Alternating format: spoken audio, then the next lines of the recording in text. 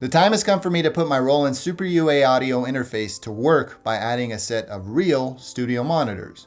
They had to be small, affordable, and produce a neutral sound right out of the box because I didn't need an actual sound design engineer to have to come into my studio space to help me set those up because I'm learning a lot about audio as a content creator myself. I ended up going with the Tannoy Reveal 402, and I'm really glad that I took the leap on these studio monitors. So to start this video off, let's talk a little bit about the design of the actual monitor. These studio monitors fall in a series of Reveal. There's the 402s. Tannoy also offers a 502 and an 802 variant, and those numbers are in reference to the size of the subwoofer on the speaker itself. The 402s are what you would consider an ultra compact near field monitor, as they are really small and can fit into tight spaces. There is a base port that is also front firing, which makes these ideal for really tight setups where you would need the monitors against the wall or something like that. The 402 also has a 3/4 inch poke resistant tweeter on the top of it, which is a nice touch and is an added benefit for a longevity of the speaker.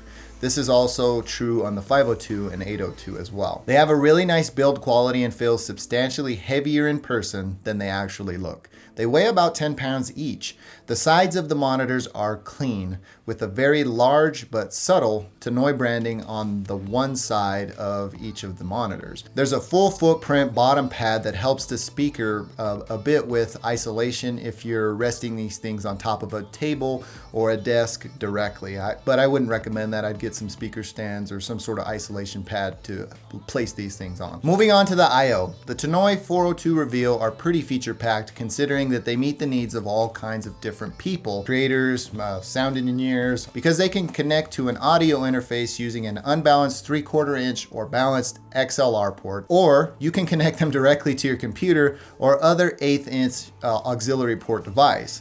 This means that you can connect your computer to them directly via a 3.5mm headphone jack cable and link the other using the link cable if you bought 2 of them and master in stereo sound. By using the selector switch on each of the speakers, you can visually set the speaker's location, so you don't need like a sound designer or sound engineer to come in and set up your location. You don't even need an audio interface. So now if we only had smartphones that had headphone jacks, that would be neat, because we could use them in this instance. There's an EQ switch and a volume control knob.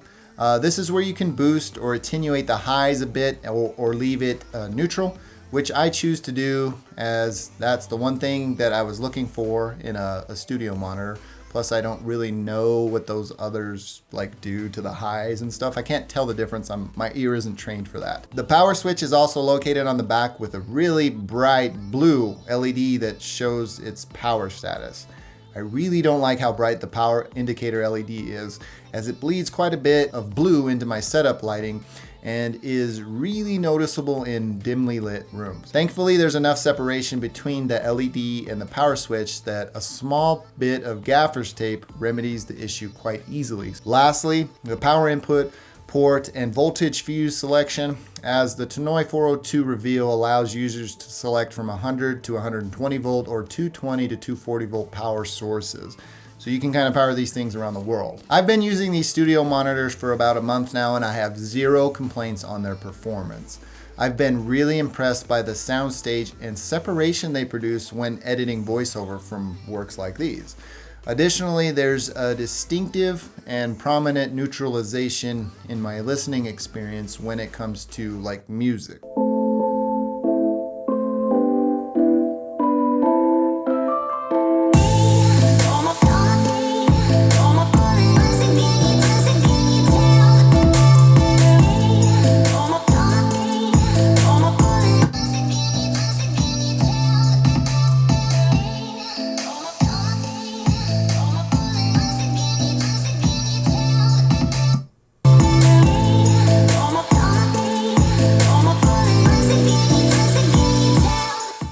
Now in your situation, that may be bad considering if you're looking for something that will boost the lows, mids, or highs, or do something with those on processing end, because music genres sound better on something with boosted frequencies for those genres of music.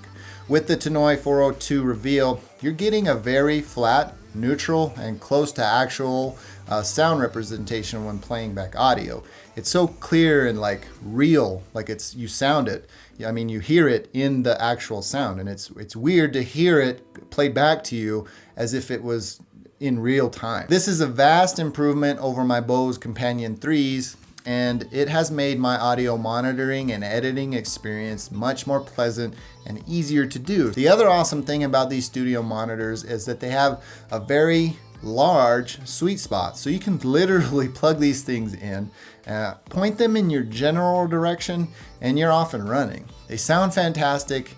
And I'm going to go out on a limb here and say that they have earned my recommendation in the short amount of time that I've had them in my studio space. I'm not some sort of audio engineer or some sort of aficionado that has a trained ear to listen to these things. I just know that they have improved my workflow and have made it easier for me to do my job as a content creator. If you're interested in pricing and availability, I got each one of these for $100 a piece, and at that price, you can't beat it. You know, because they come in a separate package, so you have to buy 2 of them.